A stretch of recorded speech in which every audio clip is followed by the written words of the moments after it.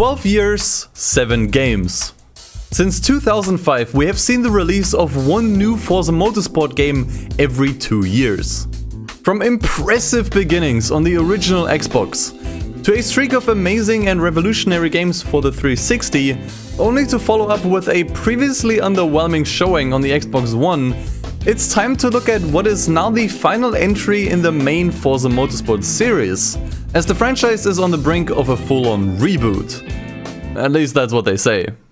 So before we enter this new era of Forza, I wanted to look at where exactly we left off when Forza Motorsport 7 released in 2017. It was the first official Forza Motorsport title to release on PC, and no, we're not counting you, as well as the most content-rich entry in the franchise yet. However, as we have seen with FM6, content alone doesn't make a game compelling. So for this retrospective look at FM7, I sent my save file to the Shadow Realm to start a fresh playthrough of the game. I wanted to rediscover the career mode now that I have experienced all the prior Forza Motorsport games, and see if there were finally any redeeming qualities to the single player offering after years of gradual simplification. So, is it still worth playing Forza Motorsport 7? Time to find out. Every driver has a story to tell. Of their first race car. Drivers will talk about their victories, their losses, and their journey. For a select, devoted few awaits not just the finish line, but the chance to become a racing legend. That was a bit of a nothing burger intro. That is a huge downgrade.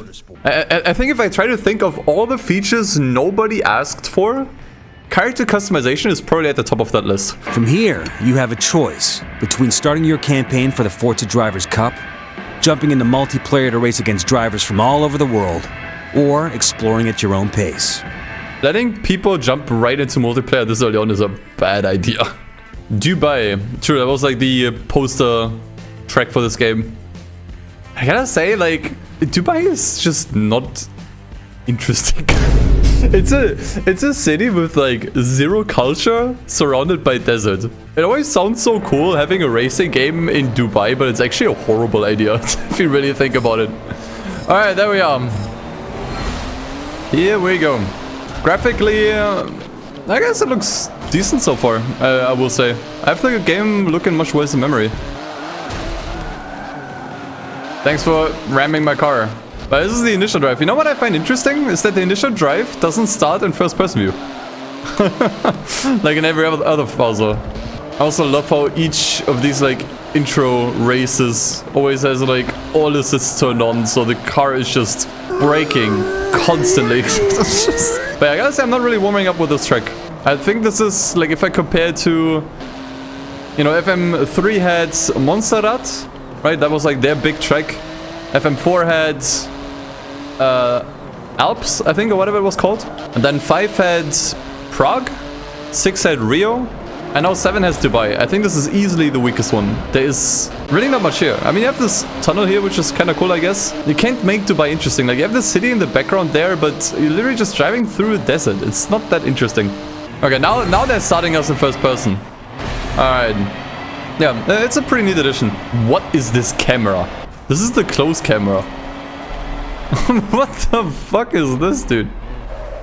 Who can drive like that? What about the far cam? Okay, far cam is a little bit better.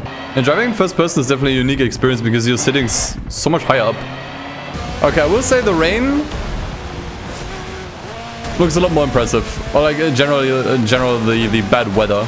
Like this looks like apocalypse weather right now. Hey, the wacky flailing tubemans are back. Let's go. Alright, they're still at it, man. Yeah, the atmosphere is kind of on point. I gotta be honest. This feels very, very atmospherical at the moment. Average Tuesday in the UK, yeah. Yeah, you can tell the rain kind of stopped over the course of the race and the sun is going up. I mean, that's pretty cool. In of itself, that's kind of nice. It makes the races, well, more dynamic, I guess. I wonder how much that's actually going to be used in the career, though. Like, how often we're gonna see the weather in terms of they shift this drastically. Let me go back to the main menu first. Oh, hello, DLC. Thank you. Starting off with... Oh my god. How many cars did I just get? Oh my god. Alright, cool. There goes the progression. I'm actually starting with 100k. That's actually not too bad. So right off the bat, you're not gonna believe this, but if you watched my video on Forza Motorsport 6, you'll know this is already better than Motorsport 6's career. Because in this one, you can at least choose what series you want to do. You can be like, okay, well now I want to start with, you know, with hot hatches, or I want to just jump to something weird like trophy trucks, or this, or this, or this. In FM6, everything was completely linear. The game dictated what you were doing at any given time. Now, I still think you're gonna have the problem that the races are gonna be in like a linear order, which I think they introduced with 5, and I think it really blows. Not letting you choose which races and which tracks you want to do first. It just takes a lot of like player choice away. But this is still like an improvement over 6, which I think easily has the worst career mode in the entire series. Okay, what should we do then? Hot hatches is probably a good place to start. Historic road racing could be fun. Rise of the supercar. I don't think we should jump into supercars yet. But don't you need cars for these anyways? Oh yeah, you're right, these are free. You can just barely see it up here. It says free. Okay, so these cars are free. Okay, I still want to buy my own one, because I don't like the auto upgrades. Hyundai Veloster Turbo. I'm looking at this Audi S1, I think I want to go with this one. I really like the S1. Interesting, they're all super similar. I'm just gonna go with this one. Hey, there's a Forza 2, there's a Forza Motorsport 2 logo on it, based. Okay, now we have to buy this one. Gotta rep my favorite Forza game, at least so far. Let's go with simulation damage. I kind of started to enjoy this a little bit. So that's a bit of life to the races. Race length. Oh, you can make the races longer. Why would you do that? Isn't the career mode already super long? Why would you make the races even longer? Hey, upgrade shop. Can we do it here? Oh, that's actually cool. That is actually so useful. It feels pretty good. At least so far. I haven't really driven that many cars yet. But it's not so bad so far. I actually do think that the car feels a little bit lighter than I was used to from Forza Motorsport 5 and 6. I also think the cars in those games, they were very slidey. Very, very slidey. Especially in 5. Oh yeah, this is Maple Valley. Dude, why does it look so different? I almost didn't recognize it. Is this the game's soundtrack right now? Sounds like something out of fucking Breaking Bad. But like, I hate to break it to you, I think the handling is actually better. I think they did improve the handling. The cars, they feel a little bit grippier, a little bit lighter. It feels like they can just turn better and slide less than in the previous 2 Forza games. Like, this actually does feel significantly better. Might have something to do with the car, we'll see. But actually, like, in terms of handling, this feels pretty good for now, I'd say. Oh god, I'm too fast. Yep, there's the damage. Now that's a lot of damage. Actually, not really. The damage is at least the visual damage is very limited. I feel like that has just been a consistent downgrade with every single Forza game. Like, the visual damage was by far the best in the first game. It was actually crazy how you could demolish cars in that one. I feel like so far, just in terms of driving, it feels pretty good. Like, the driving is probably the strongest aspect of this game, I'd reckon. This is the soundtrack right now. This is the in-game soundtrack. Especially, like, what I hate is it's just consistent, right? You don't have tracks for race and tracks for the menu. It's just like the songs just play consistently throughout. It sounds like something you'd hear in a pub. I still cannot believe how bad the music is. It's so quiet at this point. Maybe it's because I turned. Maybe I need to put it to dynamic. I'm not even sure what that means. What does dynamic music even mean? Now it's just off. Dynamic means off. That has to be the worst soundtrack I've ever seen for this series, dude. But the problem with these Forza games is always the difficulty is a little bit all over the place. It always depends on the track. Sometimes the AI is really fast on certain tracks, and other times they are really not. And that is true for basically every Forza game. It's not a problem of the modern ones. However, I will say they used to be at least a little bit more consistent. I'd say before they introduced or made like a big hoopla of the driver task system they introduced with FM5. Camera motion effects. Huh? What is this? Oh, dude, what the fuck? Oh, what? Oh, no, that's not cool. Holy crap, I'm gonna get dizzy if I play for more than 5 minutes with this shit. What the fuck is that? The entire screen tilts when I turn. It's like I'm using fucking motion controls on a mobile game, dude. Oh, dude, the HUD is moving. This feels like I'm drunk. Oh my god, that is bad. We are turning that. Oh my god. Like, normal is fine. It's just a bit of extra camera shake, I think. Turn that shit off. Jesus Christ. Why is that even a thing? Drunk driving simulator. That's kind of what it is, yeah. Okay, this I actually vastly prefer over what we had in FM6, which was literally just roulette. It was just a glorified wheel spin. It's actually kind of cool that you can choose what reward you want to have. So either you want credits, or you get a car or a suit. I'm not sure who in their right mind would pick a suit over a car or money. Or you actually don't get that one for free, you just get a discount on it. So we can buy this Jag for 80k discount. So we only pay 10k for it. It's alright, I guess. I don't think we'll need the Jag, but then again, we have money at the moment. Let's get the Jag.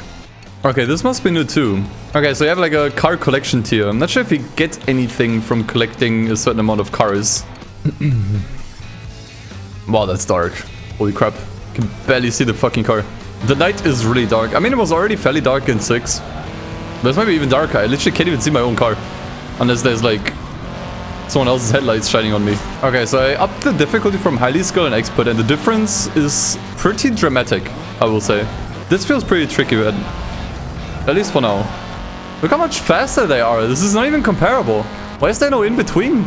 The difference between highly skilled and expert is insane. It's one thing that I really like about the F1 games, because there isn't like classic difficulty settings. Instead, you use numbers. I think from somewhere between 1 and 150, that determines how fast the AI is. That's really good, because then you can really fine-tune the speed of the AI. I mean, granted, I'm not driving perfectly right now, but honestly, on this difficulty level, I don't think I should drive perfectly, because we're still far away from the highest difficulty. Maybe top 3 at least, if I can do it. I have to brake way earlier here, man.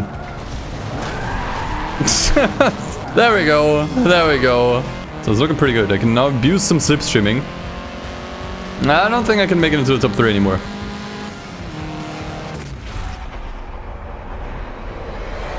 Okay, so we didn't get as many points this time around, but that's okay.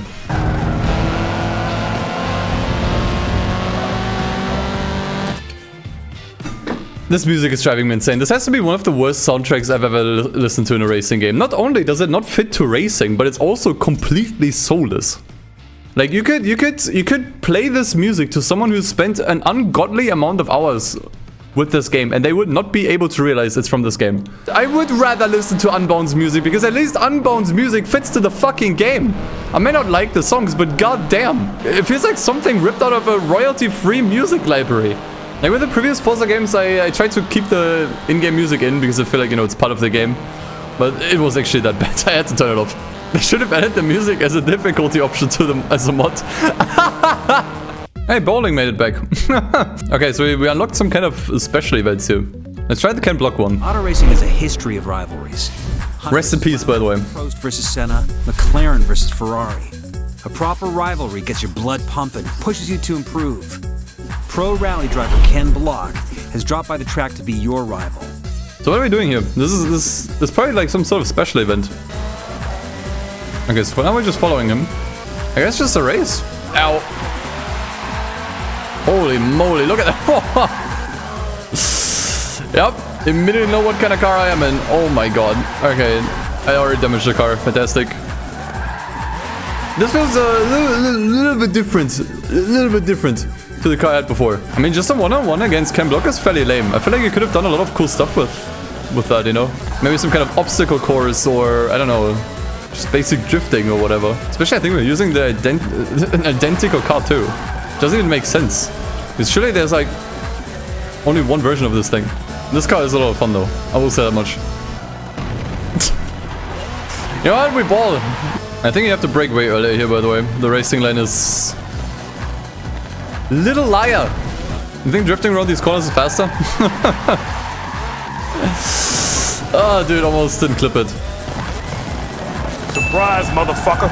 I love how it's already telling me to rewind before I even hit the corner, because the game knows I'm going in way too fast. Like, I don't know, I feel like there's so much more they could have done with like this Ken Block feature. Like, not only is the event super uncreative, but I don't know, maybe I feel like there's so much they could have done here. Instead it's just like this random ass one-on-one race. I feel like if you're gonna have a feature like this, at least make it something special. Thanks for playing. Enjoying Forza Motorsport 7. Rate the game and let us know. How about no? What the fuck? Is this a mobile game? Honestly, trophy trucks could be fun. If they actually design it like the super truck races with like jumps and stuff, like in real life. But something's telling me they probably didn't go through that effort.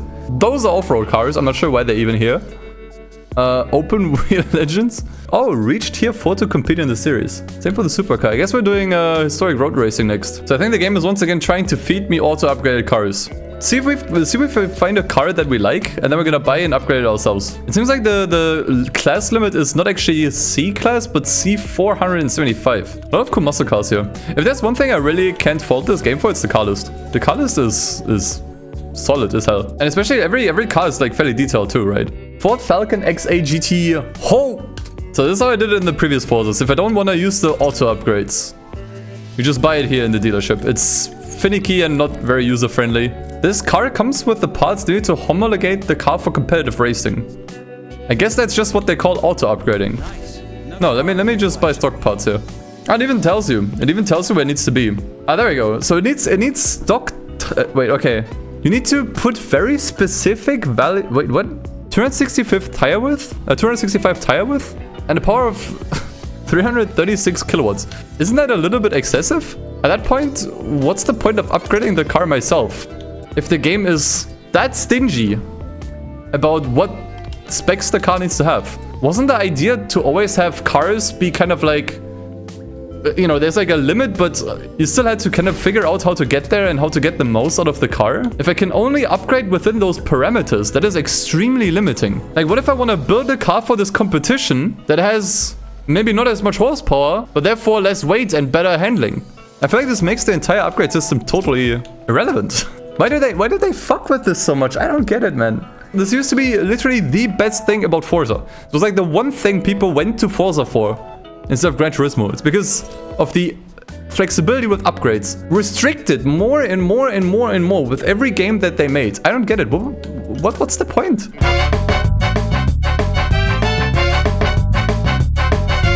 Yeah, it feels like the product of them realizing how bad their own PI system is. So they need to come up with more restrictions, right? Like imagine a Pokemon game, okay? Where you can only level your Pokemon up to a certain level. Let's say only up to level 10. Until you've, you know, won the first badge. And if you defeat any Pokemon past level 10, the game is like, now you're not getting any XP. Or imagine a fucking shooter like that. Imagine you play a round of Call of Duty or Halo or whatever. And until you've hit level 10, you can only use pistols.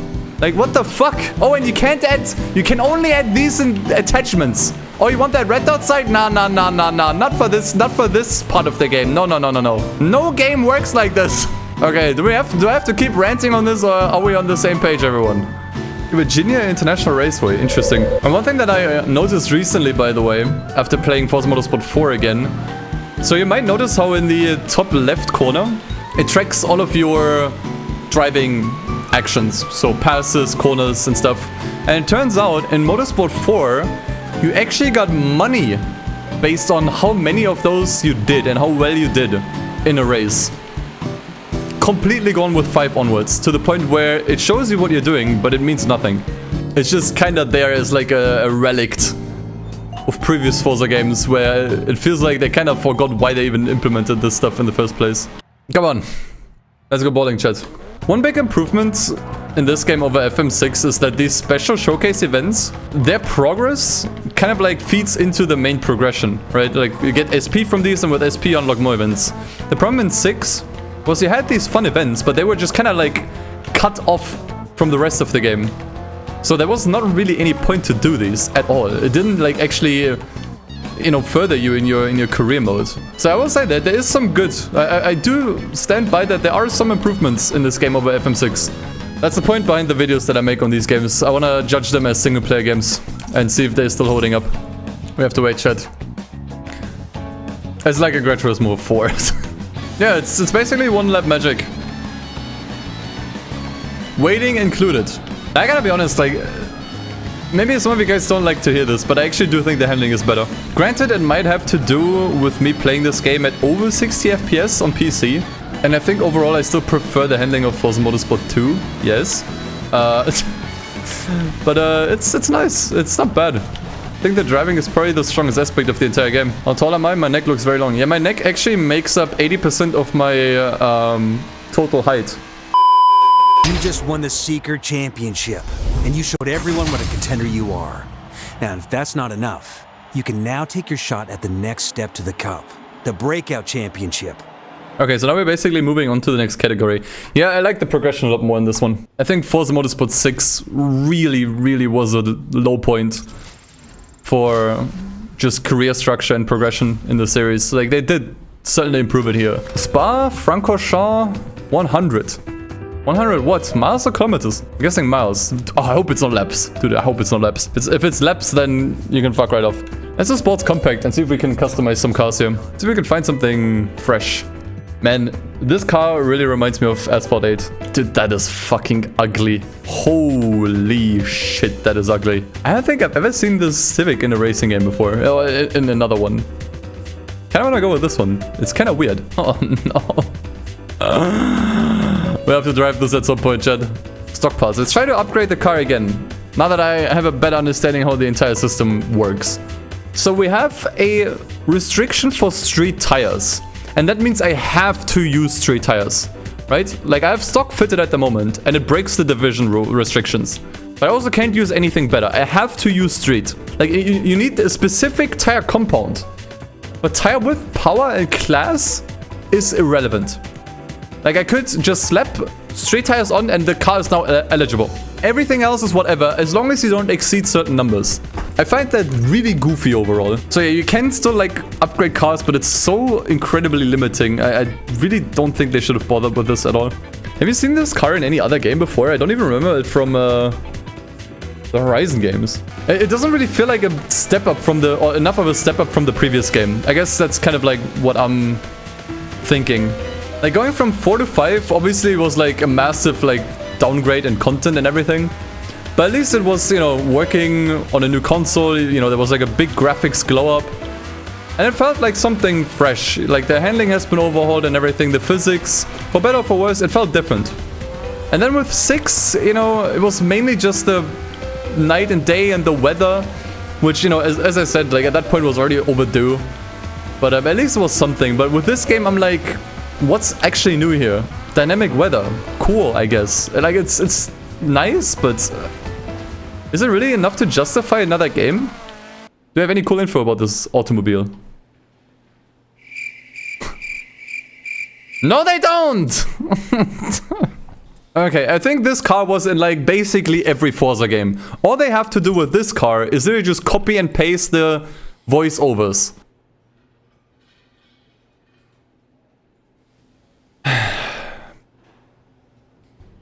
Now that's unfortunate.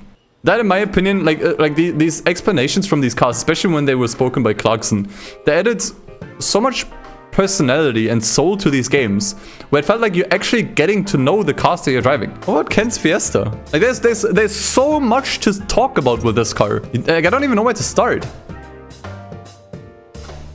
Come, it's what an embarrassment. Like, that is actually just a straight up downgrade from previous games. There's no reason for this. Like, the thing is, Gran Turismo 7 uses text boxes, which I think is really, really not personal, right? It's like the least personal way to teach people about cars, in my opinion. Just basic text boxes. But even that would have been better than actually nothing. Yeah, no, the thing is, since they changed the lighting in the game so much, this track definitely did look a lot better in Motorsport 5 and 6. You know, these tracks, I think they were kind of like made with a certain lighting in mind. And so when you completely change the lighting because you changed the entire weather system, tracks like these, they don't look as impressive anymore, in my opinion. I actually don't think like other people where it's like, oh yeah, Motorsport 5 was so bad, but 6 was the only good one, and then they made 7 and that one was bad again. I think they're all kind of mid. I do remember that there was something about the pit lane on this track that someone has mentioned in a previous stream, and I just want to actually look at this stuff for myself. Oh. Yeah, I don't think that's how the pit lane's supposed to work. Okay, so how does a pit stop actually look like then? If we're not gonna go around the actual pit lane road.